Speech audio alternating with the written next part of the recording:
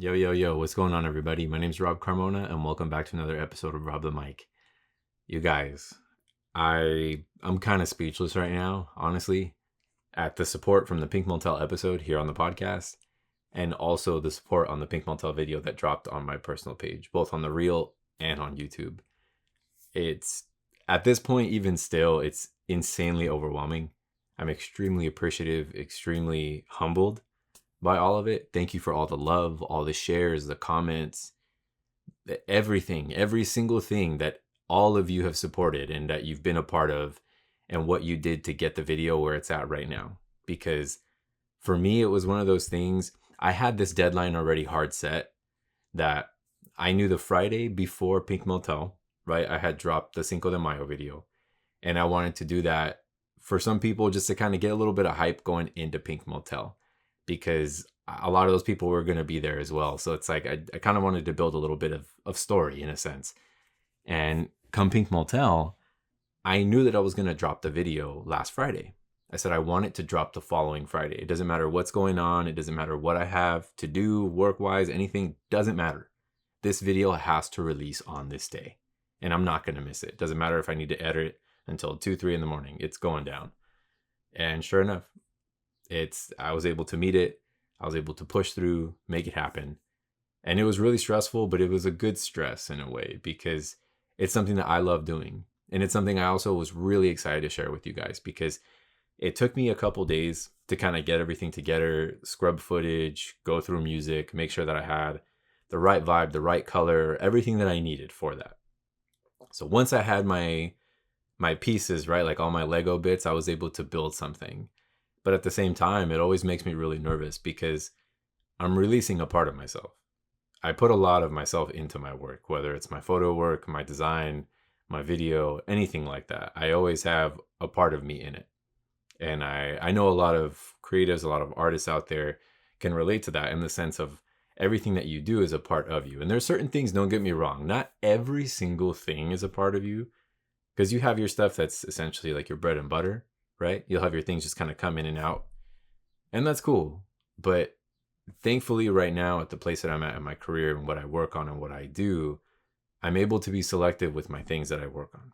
So when I do put time into something, I really do invest in it. And for my video work and stuff like that, for those of you who do video, or if you've edited video before, you understand the task, right? And it can be extremely daunting. And for pieces like that, I feel like anything over like the 10-minute mark, you really have to plan it out, and you really have to think, and you have to start taking in not just what you think is cool and be selfish with it, but you need to look at it from an outside perspective. Because for myself, even for the Cinco video was almost 23 minutes long. And I'm like, damn, dude, this is like, I'm not going to say short film territory, but in a sense, it kind of is a short film, right? It's an automotive short film. And I know for a lot of you out there who are on YouTube following automotive videographers, you understand that for major event coverage, you're going to watch their videos because of the videos that they make. And you're like, it's fine. Whether it's 5, 10, 15, 20, 30 minutes, I'm going to watch it because I like their work. And maybe they understand how to put vibe together, and they understand music and all this composition, everything that goes into making a video like that. So for myself, when it comes to the longer videos, I do have to plan out the work very differently, because I need to keep you guys engaged that entire time, whether it's with the stuff that you're actually looking at, the footage, or the music, or just the overall vibe. Like, I want you to feel something when you're watching it, and I want to kind of transport you there. And the comments and the reception that I got from that video, it seems like we got it. Like, that's exactly what I wanted. I wanted people to feel as if they were there. And also for the people who were there and saw me working and saw me doing everything, it was able to kind of transport them back. And I feel like that's a really heavy thing to do. And it's super important because, of course, a lot of us who attend events, what doesn't matter, any sort of car event, when you see someone shooting and you go watch the video, you're curious. And I know maybe a lot of you guys don't think about it, but I'm always curious. Can you recreate the vibe? Can you take me back to where I was? Or am I just going to be watching something of an event that I was at? Because I've definitely been and seen videos that kind of don't connect, where I'm like, that wasn't necessarily the vibe of the event. And then there's other things where I'm like, oh, okay, this transported me there, this was it. That's exactly how it was. Like, you had certain marks where you're like, that's correct. And it's a tough thing to do. It's really, really tough. And I'm trying to get better at it and constantly pay attention to the small things, and take notes from friends that are just like, hey, what about this? What about this? What about this? I'm like, okay, cool, for next time, for next time. And for myself, because I do it all on my own right now, I will forget certain things, and I will kind of lose track of certain things, because I get really, I'll have my blinders on when I'm working. I get in work mode, and I do my tasks, right? But I forget about certain other things. And as I progress, I'm hoping that my work continues to get better, and I'm hoping that you guys can stick around, continue to support, share, love, all the things. Because again, without you guys, none of it's possible. This podcast, the work that I do on my personal page, everything, every single thing, it's all with your guys' support. So thank you. It's very, very humbling. Very, very humbling. It was really tough. I had a super emotional weekend. I ended up, after posting the video Friday, I got away, which we will get into that whole trip, but it was really wild for me, because I was out in nature and I had a couple moments alone, and I was just kind of like, damn, dude, this is sick. This is exactly where I wanted to be, and I'm trying to continue pushing to a place that I always feel that way, where it's like, damn, dude, okay, we're doing good. Keep it moving, keep it moving, keep it moving. Like, even if it's very slow, tiny steps. My whole thing right now, especially where I'm at, like mentally and emotionally, is I'm trying to take my steps forward. And I'm not trying to judge myself on whether the steps are large or whether I'm making big moves. Like, there's no point in being that hard on myself. Because again, I think there was a certain point a couple years ago, I didn't think that I would be where I'm at right now. And I know it sounds really cliche to say, because it's like, oh, well, you were going to continue working. Obviously, you're going to reach something. But it's like, when you're in it, it's very different, because you feel like you're in this kind of like a cycle, in this zone, and you're like, fuck, dude, I'm never going to get out of here. Things are never going to change. But I wasn't working the right way. And the progress for myself that I've made in the last year, maybe year and a half or so, I'd say both emotionally, professionally, I've definitely made a lot more strides. But I've been doing different kind of things to be active towards making a change in different ways. And I'm finally starting to see it. Things are starting to come to fruition. And it's like, okay, shit, this is what's up. This is why you're working so hard. This is why you're putting in time. This is why you're trying to make shit happen.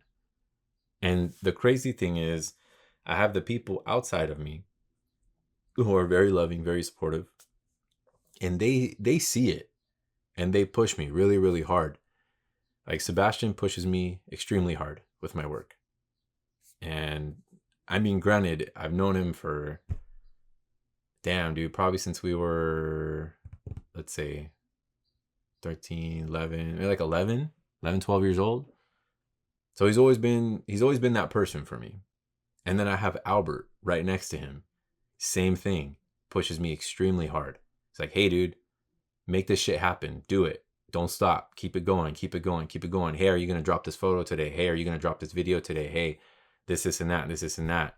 And I need people like that. And it's like, okay, because they see something that I don't see, right? Because I'm in it. Again, I'm on the inside of it. They're on the outside getting a different perspective. So I'm very appreciative of people like that keep me moving, that keep me going. And I mean, I love them beyond words. And all the people who have entered my life as of recent also, who are extremely supportive in that way, which is crazy, because I mean, some of these people are very new to my life, and they love and they support my work. And I'm like, fuck, this is sick, dude. This is so fucking sick. Like, on Friday, when I dropped the video had released at 6 p.m., right? It was maybe a couple minutes before 6:30. I was prepping the reel to post on Instagram, and my buddy Bams called me from Genocide. And he's just like, hey, bro, I just wanted to talk to you for a little bit. What's up? Because I had shot him the reel when I finished it. And then he had sent it to the club and was just like, yo, everybody keep this under lock. Like, don't post it, don't share anything. I just want to show you guys this is what Rob's working on. This is what he did. And for me, I'm like, oh shit, you know what I mean? That's fucking amazing. And a part of this conversation that we were having is he was just like, dude, I want you to keep going. You're in a really good spot right now and you're pushing really hard. And you can't stop, bro. You literally can't stop. You can't slow down, nothing. It doesn't matter what happens. So we had really great conversation, and I'm really thankful to have people like Bams in my life, honestly. The way he supports and the way he pushes is like, it's phenomenal. Fucking phenomenal. Because again, I have people like Sebastian and Albert who have always been that kind of support system for me. And then I have somebody else come into my life and push the same way. And just because it's coming out of the goodness of his heart, because he is that type of person, and he wants to see his people win. And that's a very rare quality to find in somebody. So I'm very appreciative, very fucking appreciative. And the conversation was fucking amazing. And it hyped me up even more. And it wasn't just about the video, but we start talking about the culture. We start talking about the cars, the people, all kinds of stuff. Why I'm doing what I'm doing, telling him a little bit about my background too. And it's just like, this is what it's all about. We're out here trying to build something. We're out here trying to make something of ourselves, of what we do, what we love. And the way we talk about it, like it keeps that passion moving, right? It keeps it moving for him, for the club, for me. And it's like, all right, it's just constant reinforcement that I'm moving in the right direction. And for him, I know it's the same thing. It's constant reinforcement of being like, yo, what we're doing right now is it. This is it. Let's keep it pushing. And again, when you have those type of people around you, when you start to reassess, you start to realize how important that shit is, right? Because it's like I told you guys too, we've talked about this before. I'm in a state of kind of shifting everything in my life, whether it's like the people, the places I go, anything like that. Because if it's not serving me right now, if it's not helping me in any sort of fucking way, dude, you can't stick around. I can't keep this shit around. It doesn't matter if it's family, anything. It doesn't fucking matter. Family doesn't mean shit, to be honest with you. I think people use that, and we've also discussed this too. Family is just a word, and blood doesn't make you family. I've had people come through for me who aren't my blood, who've been there for me and picked me up off the fucking ground when I'm a goddamn mess.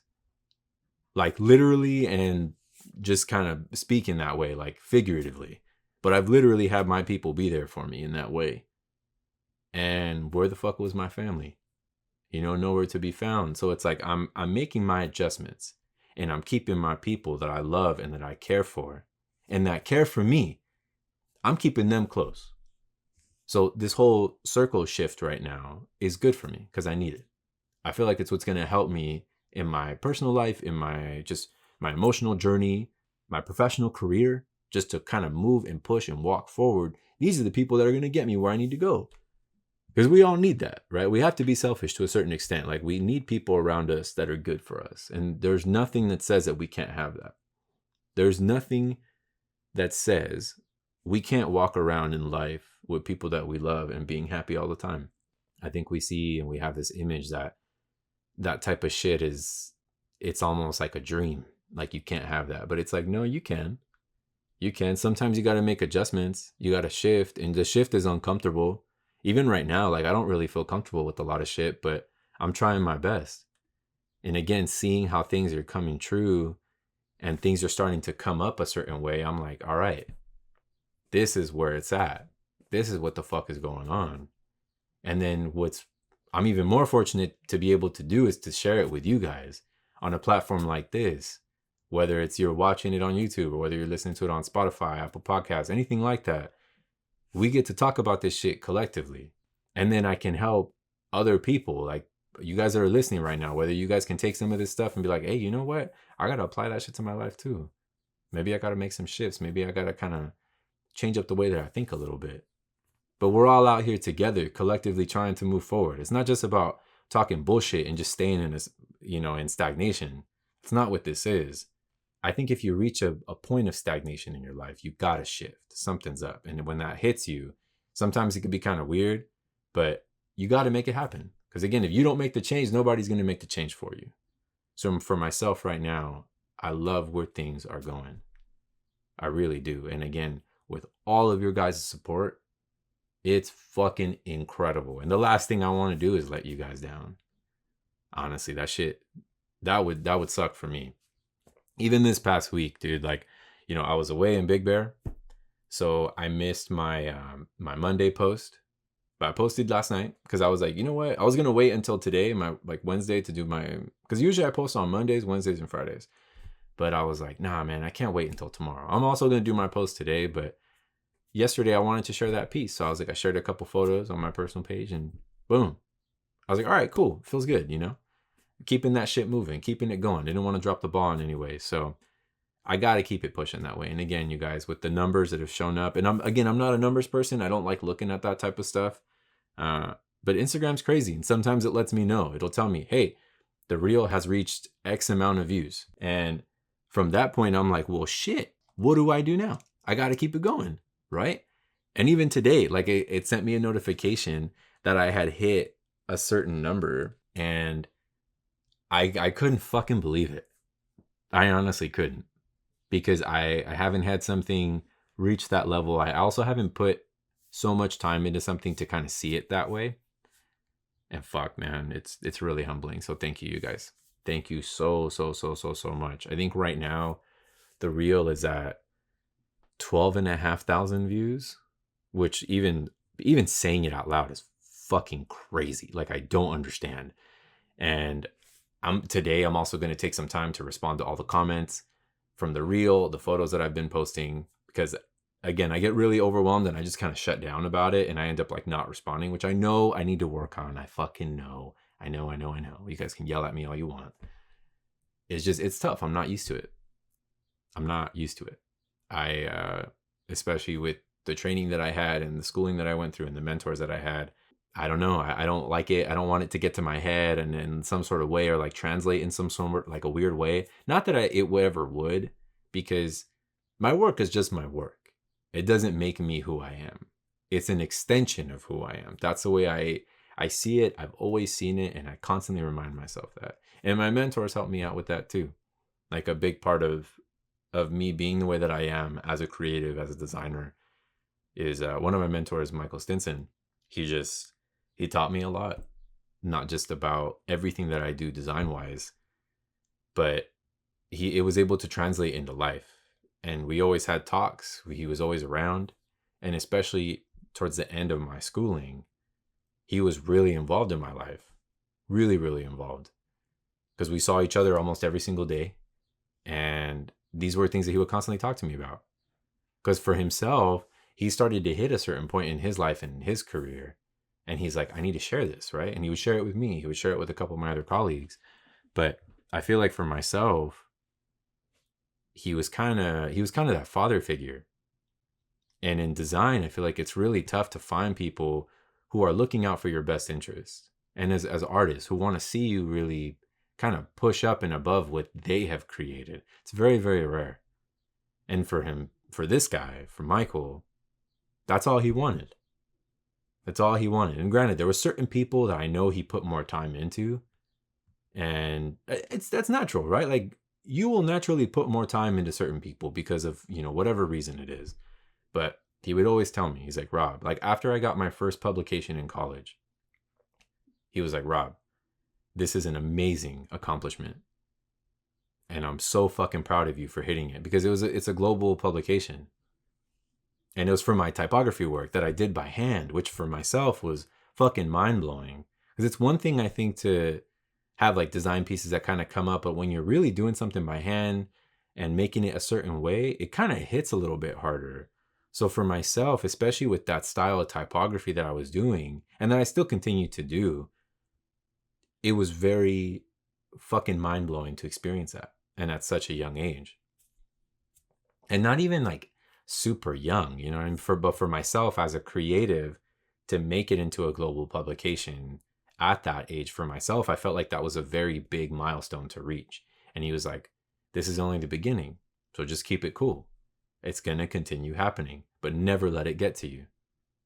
Never let it get to you. Because I'm not saying that it's going to, and that you strike me as the type of person that it would get to your head and you'd act some sort of way. He goes, I don't see you that way, but just always keep it cool. And for myself right now, like I'm experiencing that within the whole social media realm because I see the photos kind of going a certain way. And I will, again, I'll get notifications from Instagram where it's like, hey, your post has reached X amount of likes or X amount of views. And, you know, I see the comments and like the notifications come in and I'm like, wow, this is fucking amazing. And that's where I like to keep it because I can control that. And it doesn't, I never want it to take me to like a really, like a bad place. And again, I don't think I would ever let that happen. Actually, I know I would never let that happen because once again, what I do, this is just an extension of who I am. It's not who I am. Social media to me is all bullshit. It's literally a pile of fucking bullshit. It's all fake. It's all nonsense. It doesn't make you anything. Your numbers, your followers, nothing. None of it, that shit matters. I know people who have hundreds of thousands of followers, and honestly, they couldn't be worth a shit. I'm not going to drop any names, but it's like they're really not good people. And you can see it, like their social drives them. It is their life. It's like their identity. And it's like, damn, you know, your identity's in your phone. So what do you do if this shit collapses, right? What if for some fucking crazy reason, all of a sudden tomorrow, it's all gone? What if IG, TikTok, YouTube, fucking Snapchat, every other fucking thing in the world, Facebook, what if all that shit's gone tomorrow? You ain't shit. You're just another person. You're just another dude that's fucking walking in Target trying to go get fucking whatever he needs to get. You're just another chick that's over there at Ulta trying to get her makeup. That's all it is. It's all a fucking facade. So for myself, it's just something I like doing because I want to share my work with you guys. And it's tight to see the way that you guys have received it. And again, I appreciate y'all. From the bottom of my heart, I appreciate every single one of y'all who interacts, who shares, who comments, who forwards the work to other homies being like, hey, look at this shit, dude. This is tight. You know, and I've had that too. I've had people DM me and be like, hey, dude, like one of my buddies sent me your work and it's really tight. And I'm like, damn, that's fucking cool. That's fucking cool. And it's moments like that where I'm just like, yeah, this is it, man. This is cool. I'm never going to stop doing what I do. And with what I've created in the last year, I would say, it reinforces where I'm at. And I'm just like, all right, keep it pushing. Keep it pushing. Let's see where we can take it, you know? So again, thank you guys so much for all that. And if you haven't seen the video yet, I'll leave a link to it here in this podcast for YouTube, and I'll also leave a link for it in the Spotify, like in the description for the episode. So you guys can go check it out. If you haven't seen the reel, go over to my personal page, Rob This Boss. That's ROBTHISBAUS. Check it out. See what's up. Let me know what you think. Leave a comment. Shoot me a DM. However, like I'm curious. I want to know what you guys think, how you guys feel if you haven't seen it. So let me know what's up. Let me know what's up. Can't wait to talk to you guys. And after posting the video on Friday, it was tight because on Saturday, I was kicking it with Sebastian because we were preparing for a Big Bear trip that we had coming up Sunday, Monday. It was nice to just kind of disconnect for a bit because I had so much action going on Friday, from the work up to posting the video to getting the video up to kind of just seeing how it's going, making sure everything's okay. And then I disconnected on Saturday. I was like, I'm not doing this shit. I'm kind of like putting my phone down. I'm going to go with my buddy. We're going to work on his Jeep, get everything dialed in, make sure we're good, bolt check, do all the things. And that's it. Just get ready for Sunday. Come Sunday, we were ready to go. And the whole point of going up to Big Bear is we were planning a wheeling trip. So Sebastian, myself, and another one of our buddies, Kubi, we were going to wheel Sunday night. And then on Monday, we were going to meet up with a couple buddies and then hit John Bull. So what we ended up doing Sunday night was, well, at least like Sunday afternoon into the night, it was dope. Like we chilled. We were at this cabin, beautiful fucking cabin in Big Bear. Absolutely beautiful. Chilled out in the back, barbecued, had some tacos. We were just kicking back, laughing. And then we dipped out. So we ended up hitting Gold Mountain at night, which was cool. And the trails changed a little bit for those of you guys who have ever done Gold Mountain, or if you're not familiar with that trail, it's changed a lot. Like at least at the Gatekeeper, they've like cemented it and they did a certain thing. And I feel like it's almost easier than what it was, which can be kind of problematic if you think about it, because I'm not saying the trail is extremely difficult, but it's definitely not easy. Gold is definitely not an easy trail. If you're not used to wheeling or if you're small tire, it can be a feat to kind of get through it. But if you're anywhere from like 37s and up, you're not going to have any issues on gold. Like and if you do, it's because you're really trying to get yourself into a spot. There are some really hard lines. There are some really difficult things that you can do. But again, it's not an impossible trail if you're at least that tire size and up. So 37s and up, you should be fine. But we were doing a shakedown run for Kubi's Jeep because he had picked it up, and we're just trying to see what's going on. You know, trying to get it to flex. Let's see, make sure everything's cool, nothing acts weird, everything feels good. Because the trail we were going to hit on Monday, John Bull, is a very different kind of beast. And we'll get into that because it was fucking something, that's for sure. So Sunday night, we hit Gold, and then halfway through Gold Mountain, you can there's like a fork in the road. You can continue on the trail and just, hit it normally, however, or you can go to the right at the fork, which is you go through this like massive yard of just sharded rock, and it's called the Boneyard. And it's super eerie when you're driving through it, especially at night, because it looks eerie as fuck because you're in the forest. But the sound is a trip because the way that the rock is, I don't know what kind of rock it is, but it's like a weird color, and they're all just there. But the way that it grinds together when you're driving over it, it almost sounds like just crushing bone. So it's no shit, right? Like that's why it's called the Boneyard. This all makes sense. But you kind of go up and over this little ledge thing, and then you go into the trail for the Boneyard. And then you end up like in pretty dense forest going through this part. But dude, it is creepy as all shit. Like, because it's pitch black. There's nothing. Like if you don't have side firing lights on your truck, you're not going to see a goddamn thing next to you. And honestly, even with side firing, you're just looking out and it just looks creepy because it's dark. It's fucking silent. There's nothing. And like, you'll hear cracks and here and there and like twigs breaking in the distance, something, and you're like, what the fuck is that? And you're just constantly in this weird spot because you're trying to wheel, you're trying to focus, do your thing, and then you get out and you're looking around and you're like, God damn it, dude. Even the moments where you're like, all right, I'm gonna use the restroom real quick. And you're like I'm not gonna go too far, like too far from the Jeep, So it's a trip, but it was a great fucking trail, great night. And then Bull the next day was something. The reason why I say it was something is because the group was supposed to be kind of small. I think it was going to be like 6 or 7 of us. And some people told other people who told other people, which then turned into a fucking party. So when we pulled up in the morning, we had caught some of the guys driving. So we just kind of jumped in line, cruised to the spot where we were going to air down. And there ends up being 17 of us, 17 Jeeps.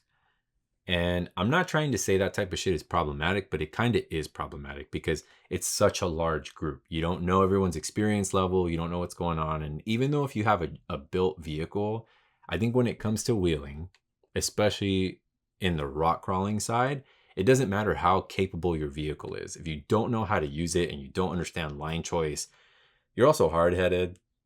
You don't want to listen to your spotters, or you have a shit spotter, everything can still go down the exact same way. Like, you're less likely to have issues at a certain point, but it doesn't mean that you can't have issues. You know what I mean? So we kind of anticipated and we were expecting something to go wrong. We didn't know what, but we were just like, Again, not trying to put out bad vibes, but it's also being realistic. At 17 people going up a really difficult trail, I mean, something's bound to go wrong at some point, right? Even if it's a small thing, it's like, we might have a hiccup here, but let's see what's up. Let's try and be optimistic about it all. So we hit the trail, we start getting onto it. And one of the guys before we dipped out, he was like, yo, how many of you guys have done John Bull before? And a couple people raised their hand. He's like, oh, have you done it? Has anyone done it since all the storms? Because of even, what was it? Maybe like a month ago, 2 months ago, something like that. Regardless, within the last 6 months, we've had an insane amount of just rain and just wild fucking weather for SoCal. So the guy was saying the trail is completely different now because certain things are super washed out. Just it's wild. He's like, you guys are going to see. It's not the same trail that you hit. So when we went, I had never hit it, so I didn't know what to expect. It was fucking nuts. So right away, I will tell you guys, if you're not into really aggressive crawling, like really aggressive, heavy boulders, being off axis, this is not the spot for you because it's not for the faint. And we did it, I guess technically we went the right way in, because you can do it backwards. It doesn't matter. It's just tough because there are certain spots that you can't turn off to let somebody pass. So you always have to take shit like that into consideration. But the way that we were coming in from the air down spot, which I guess technically is normally where you would come in, because there's like a gatekeeper kind of. And if you can't get past that, it's like, dude, fucking turn back. But even then, if you can get past the gatekeeper, it gets really difficult as you continue going. So we hit this trail. We're doing the damn thing. Everything's going well. It's violent as fuck inside the Jeep. Like, you're just constantly getting thrown left to right. Like, it's really, really jarring. And we hit this one section, and everyone's kind of having issues getting through. There was basically, you had two options at this one section of boulders. You can go left line, which is a hard line, right line, which is also a hard line, but there's kind of a clear way through it. So as long as you can walk the boulders, like keep your sidewall on the boulder and split the notch, like the V notch, the opening, you can just kind of up and over the boulders. No issues. Like, you just have to be careful, but you can get over it.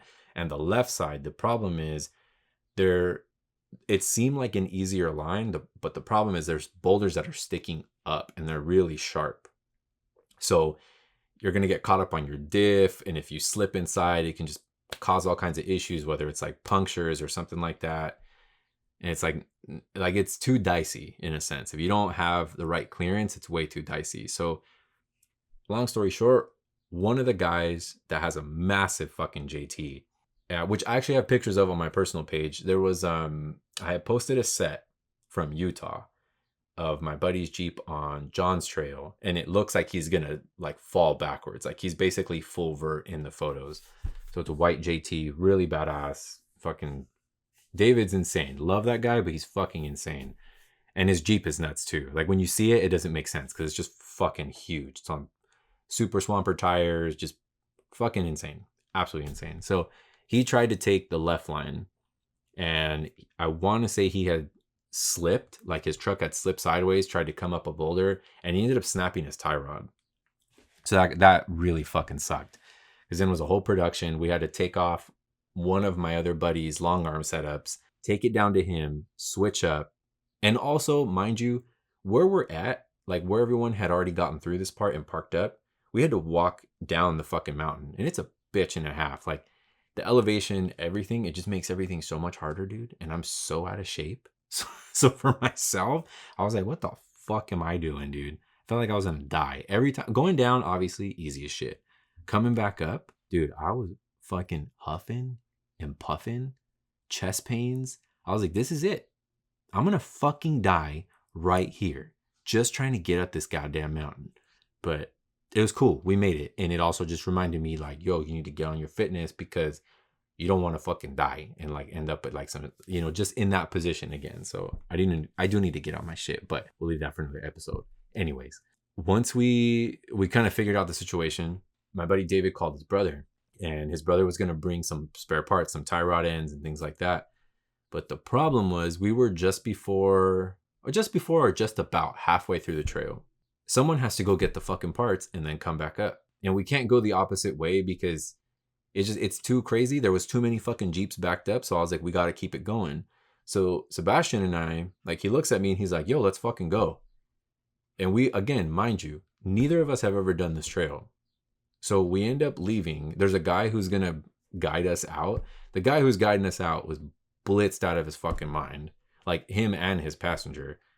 So essentially, Sebastian and I were driving solo because that guy just kind of did his thing. We let him go through it, and we were going at our own pace because, again, we had never done it.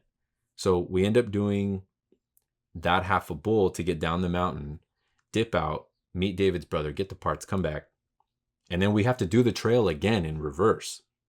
But we're solo at this point. There was a couple other Jeeps that were with the group, and we saw them coming down. We didn't know why they were all coming down because there's probably like 5 Jeeps, 6 Jeeps. And they're like, oh, where are you guys going? And we're like, what do you mean? We have the parts. Like, we need to get back up the mountain. And they're like, oh, yeah, everyone's just chilling up there. And we're like, no shit, dude. How the fuck are they going to get down? The homie's broken up there. Like, no one's gonna fucking leave him up there. And they're like, okay, well, we're taking off. And it's like, what the fuck, dude? Like, you guys come on this trail with us, and you mean to tell me, like, we spot you, we get you through everything, everyone's super cool, and then you're just gonna leave when the homie fucking breaks down? You're gonna leave his ass up there? You know what I mean? And granted, these people weren't a part of like the core group, but to me, it's just trail etiquette. It's trail fucking etiquette. If one of your homies breaks down, or somebody that you're with in the group, when you start together, you finish together. You fucking finish together. I don't give a fuck if you have work the next day or what the fuck you got going on. None of that shit matters, because if it was your dumbass who breaks down, you would want everyone to stay there and to be there with you and just kind of be a part of the situation. That's what the fuck you would want. But then you're going to tell me that this fool breaks down, and because it has nothing to do with you and you have shit to do, you're just going to fuck off? That's fucking crazy, dude. Like, super backwards trail etiquette. Like, as fuck. I don't have any fucking love or respect for people like that. Like, it's the whole no man left behind type of situation. Even if it's not your fucking homie, whatever, if you went with that group, you fucking stay. You all go in together and you go out together. Because again, a lot of this shit's really aggressive. And this trail that we were on is one of the more aggressive trails that Big Bear has to offer.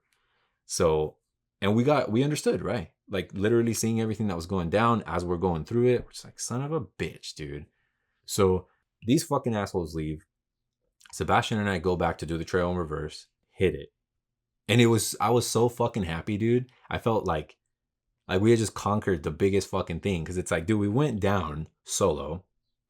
We came back up solo, and we're about to leave again, so we had to do it again. So we ended up doing that second half of Bull 3 times in one day, which for me, if you were to do that trail all the way through, beginning to end, no breaks, no issues, it's more than enough to wear you the fuck out. Again, it's very physically demanding. Just your core is constantly tight. You're just fucking getting thrown back and forth, violent as fuck. Because again, you're climbing and going through boulder gardens. It's not even like slight rock gardens, whatever. Nah, it's just fucking Boulder City. It's fucked up. So if you don't like shit like that, do not go. And if you like shit like that, get your ass out there, because it's a sick ass fucking trail. 10 out of 10. And also, I think it's definitely more straight axle territory. I think IFS can do it. I'm not going to say it's impossible. I'm not going to say you can't. But it's definitely going to be a lot more difficult, I would say. And I don't know if you kind of want to add that sort of difficulty to your life and to have those kind of complications, because what you can do straight axle will keep you a lot more stable, and you're going to be a lot safer out there that way. With IFS, if you're not dropping all the way out and your down travel isn't as heavy as you think it is, that place is going to show you, and it's going to humble you really quick, because you do need that fucking dropout. If you don't have it and you're not on the ground, you're going to constantly be tipping, swinging over, and it's too much bullshit. So I definitely, through the chaos, I was able to find my moments that I just got to sit and look at the fucking craziness. Like the area we were at that, pretty much at that halfway point, it puts you at like a flat, and then there's these peaks, and you can just kind of look out and see everything. And you're just looking at like mountain ranges, and they're just filled with trees. And I was like, fuck, man. As crazy as this shit is, I love it, and I wouldn't change it. Like, I'm glad that I'm here right now. And 1, I'm with Sebastian. 2, I'm with, the other homies. And it's like, this is it. This is what fucking life is all about. Shit like this, living for moments like that. And even if we have to make time to create those moments, that's the most important thing. Because if we don't do it, no one's going to do it for us. No one's going to do it for us. So it's a very, very cool, very eye-opening, very humbling trip.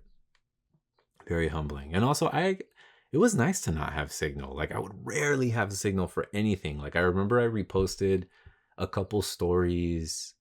I think it was Sunday night, like really late Sunday night. Because I had like a bar of fucking signal out there. And it was tight to not get the notifications and to not really have to deal with anything. And I was like, I'll fucking deal with it on Monday when I get back home, or Tuesday even. Because that's when I ended up doing it. I got back to everything yesterday. Just DMs, text messages. Because it was a lot. I couldn't really deal. Didn't have the signal. And I also didn't want to fucking deal with it. Dude, Monday was a long fucking day. We were on the trail like another 3-4 hours than we were supposed to be. So it was a straight up whole work day. You know, I was up at 6:30 and we're running it. It was just vicious all fucking day. And it's a long drive, dude. To hit that trail, that's one thing that's really shit about for us, like in LA County, that if you want to go to Big Bear and hit trails and return the same day, it's fucking grueling. I've done it once and I didn't want to do it again. Ended up doing it again and it was fucking trash. So 10 out of 10, do not recommend. If you're going to hit something like that, Gold, Bull, any of those guys, get a cabin, get an Airbnb, something. That way you can at least go and crash. And then the next day, you know, you can dip out because it's really tough. Really, really tough. And that's also saying if you don't fuck anything up on your car or your truck, however, because again, it's really rough. Really, really rough. And thankfully, there was no other casualties aside from like broken tail lights and headlights and some body damage for some people. Everyone made it back in one piece, which is cool. And the majority of the group, right? Like everyone who was there, all the core people, everyone stayed together. So it's like, all right, that's what's up. This is what we came for, you know? So I can't complain. It's, again, just very, very thankful from where I'm at. Very, very thankful. And I needed that disconnect. I needed it because it was hectic. Just with all the editing, all the everything kind of coming into that. I was like, damn, dude, all right. I need to breathe. I need to breathe. I need to not think. And wheeling, especially with the trails that I do now, I can't be anywhere else but where I am, if that makes sense. Like I need to, if when I'm spotting the homies, I have to get them down. I can't be spotting them and thinking about what's going on in my life. Because I got to get my buddy down this boulder. Because if I don't and I tell him to go driver instead of passenger and I'm not paying attention, this motherfucker's going to flip over. And it's not going to be good. Or if someone's like relying on me in some way, I have to be there. I have to fucking be there 110%. I can't be somewhere else. I can't be thinking about someone that I'm dating, someone that I'm talking to, what's going on with my work, if I'm going to make this, if I'm going to make this bill, whatever the fuck. Like, you know, fuck all that, dude. I'm right there. And that's the only place I need to be. It's the only place I need to be. And honestly, I wanted to be there. I really wanted to be there. I find a lot of joy being in those spots. And I know it's fucking nuts, right? Because you're like, well, dude, it's super chaotic. How can you find any sort of peace in that? And I think a lot of what it is, I was talking to my therapist about it yesterday, is it's like a controlled chaos. And there's something so peaceful about that because I know what to do out there. And as fucking nuts as it is, as long as I do the things that I know that need to be done, everything's going to be okay. And there's peace in that. It's like, all right, just, you know, keep it cool. Take it slow, do this, do that. And you're going to get through it. And I and none of us, right, have control in our lives to that extent. It's just fucking chaotic. You can't control other people. You can't control situations. You never know what the hell's going to happen. Outcomes are basically up in the air. And granted, out there it is too, right? When you're hitting trails and you're doing that kind of rock crawling, the outcomes are very fucking, it's dicey. It's a 50-50 chance. Everything's a 50-50, right? You're either going to make it or you're going to flip over. It's one of the two. Very fucking simple. One of the fucking two. So I like having that kind of controlled chaos because, again, I know it's calculated. I know what I need to do. As long as I do those things and I meet these marks, I'm going to be okay. And everyone that's with me is also going to be okay, which is really important to understand and to realize. And even though it was only a day and change away, again, it hit me really hard. It was something I needed. I needed those moments to understand and feel small again. To end up in these mountains and surrounded by these trees that are fucking 1,000,000 feet tall. I need that. I needed that moment to kind of just bring me down a little bit. And again, coming up on my birthday, rethinking, reshifting, doing all these things and moving everything around. And I needed that moment where I can just like, just breathe and say, all right, cool. You know what you have to do. And I definitely, again, I took my time with that, where I'd walk away and just kind of find my moments, stare out at, at the mountains and just say, okay, you know what you got to do. And that's it. There's nothing else you can do, nothing else you can say, whatever. All you can handle is what's in front of you. And that's it. So it was nice. I needed that. I definitely needed that. And I don't remember the last time that I had something like that, a trip like that. Like obviously Utah was very eye-opening for myself, and anytime I try to go out and do these things, I have these moments. You know, even recently when I went with Sebastian and Albert, like to go do that section of Pilot, same thing. I have my moments where I get to sit there and I make time for that. And we have to, even if it's, you know, being here in the city for you guys, like make time for yourself. Even if it's a few minutes, doesn't need to be an hour or whatever. Just give yourself a few minutes to sit there and say, okay, like take your breaths, do your thing, ground yourself. Once again, like we talk about pretty often on this show, fucking ground yourself. Because if you don't have you, no one's going to have you. So it's really fucking important to do that. And throughout this, it kind of left me thinking. And I was talking to one of my buddies out there on the trail, and he was asking me about my work and how everything's going. And he was complimenting some of my videos and photos and stuff like that. And he started asking me all these questions. So as I was talking about these things, he's like, dude, you know what? I love how much passion you have for this. Like, it makes me happy to see you this way. Like, I love, again, hearing you talk about your work and how much you really enjoy it. Like, it's not a job. It is a job, but like, you don't see it as a job. And that led me to this week's advice, because I had the same experience with Bams on Friday. And even conversations that I've had with him prior, but especially the one I had with Bams on Friday. So it's just, I guess the bit of advice is to never stop talking passionately about the things that you love, because people are going to recognize that light in you, and it's going to drive them to find something that they love if they already don't have it.